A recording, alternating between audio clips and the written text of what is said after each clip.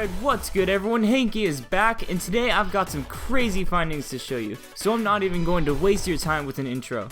Before I get started, let me clarify something, because some people had a hard time understanding this in my last theory. So I'll say it loud and clear. This is just a theory. I don't know for sure what I'm saying is what will actually happen. This is just an idea based on evidence. Watch the whole video before you say I don't know what I'm talking about. With that out of the way, let's get started. So what exactly is infinite? Infinite is simply a body that the Phantom Ruby chose as its host.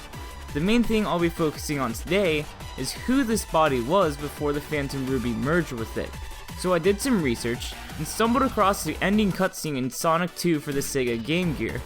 Now, will this 8-bit game be directly referenced in Sonic Forces? Of course not, but I believe this is the inspiration of Infinite's origins. This game has two different endings. The good, happy ending is achieved by collecting all of the Chaos Emeralds and saving Tails. However, if Sonic fails to do this, Tails is missing in action. Think of this as two different dimensions, one where everything goes right, and another where Tails isn't saved.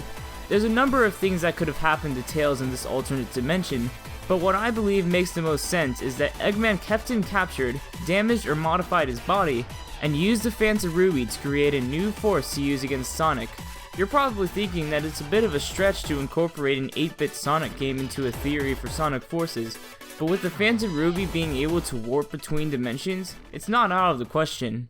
So yeah, basically my theory here is that Infinite is Tails from an alternate dimension where he was damaged and or tortured by Eggman, then modified to become Infinite. And with the power of the Phantom Ruby, he's hungry for revenge, not only on Sonic but also his new sidekick, the custom Avatar. In fact, connecting with my theory on Avatar's death, Infinite will probably consider Avatar's friend as a primary target, since he was the one that took the place of who Infinite once was. But we're gonna need more evidence to put this theory together, so let me show you a couple things. First of all, let's look at the physical resemblance between their tails. But Henke, Tails has two tails and Infinite only has one! Well, about that, I think that one of them was removed or damaged before Eggman discovered the Phantom Ruby. There's plenty of things that could have happened to that other tail, but let's not worry about that right now. What I want you to focus on is how both tails have a shade of white at the tip. I really don't see this as being a coincidence, and the shape of Infinite's tail doesn't look as natural. It's probably a rougher, scruffy version of the original tail. Again, probably Eggman's doing. Need more evidence? Let's look at some song lyrics. "'Cause I was born in this pain, it only hurts if you let it." Born in this pain. But why would they use the word born? The reason for this would be that the two dimensions split apart and the new alternate dimension was born when Sonic wasn't able to save Tails. Since this twist of fate, Tails has probably suffered a lot for the 25 years that has passed since then. And after all this time, you're back for more.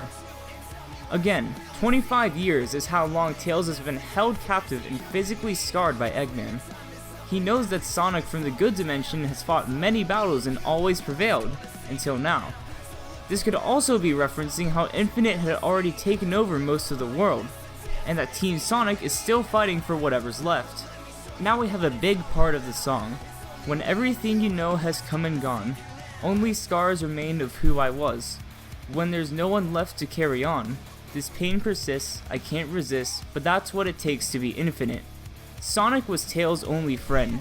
Tails has known nothing but darkness since he was captured.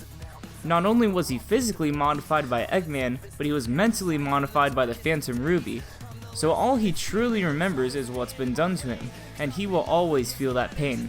For the last part, merging with the Phantom Ruby has given Tails tremendous power, yet costing him free will.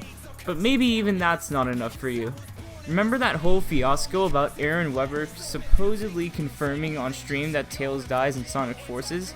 Looks fun. Now, I should note, Jasmine, even though Tails is alive here, it doesn't change the fact that Tails dies in Sonic Forces. I just want you to be aware of that. Okay. I was not supposed to tell you guys that. Most people dismiss it as a joke or a teaser.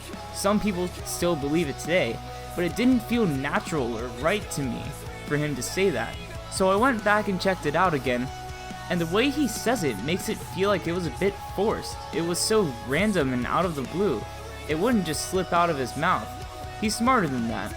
But when you think about how if Tails is infinite, and we would have to defeat Infinite, we would also be killing that version of Tails, not the good Tails.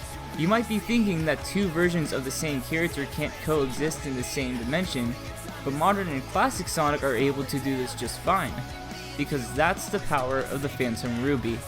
Before you click out the video, I just want to say make sure to leave a like if you enjoyed or got something out of this. I'll have a lot more Sonic content coming, so make sure you subscribe to avoid missing out. And if you really want to help me, you can share the video so more people can hear about this. Thank you all for watching, and I'll catch you in my next video. See ya.